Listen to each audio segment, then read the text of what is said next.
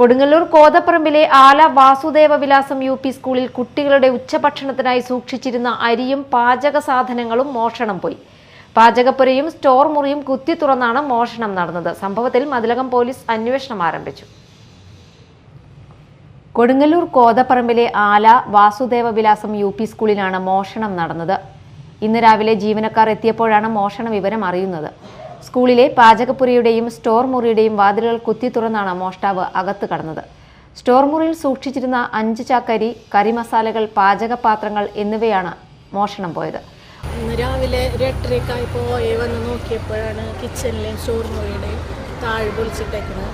Store റൂമിലുണ്ടായിരുന്ന ഒരു ഏകദേശം 5 ചാക്കോളം അരിയും പിന്നെ വലിയ 2 വട്ടക പിന്നെ പാത്രങ്ങളൊക്കെ കൊണ്ടുപോയി. അതുപോലെ കിച്ചണിലുണ്ടായിരുന്ന ചോറ് വയ്ക്കുന്ന പാത്രം, കറി വയ്ക്കുന്ന പാത്രങ്ങൾ, പ്രഷർ കുക്കർ, ഉരുളി, വട്ടകകൾ, ചോറ് വിളമ്പുന്ന പാത്രങ്ങൾ, കറിപ്പാത്രങ്ങൾ, മിക്സി എല്ലാം കൊണ്ടുപോയി. പിന്നെ നമുക്ക് ചോറും കറികളും വയ്ക്കാൻ പാത്രങ്ങളൊന്നുമില്ല, അരിയും ഇല്ലാത്തൊരവസ്ഥയിലാണ്.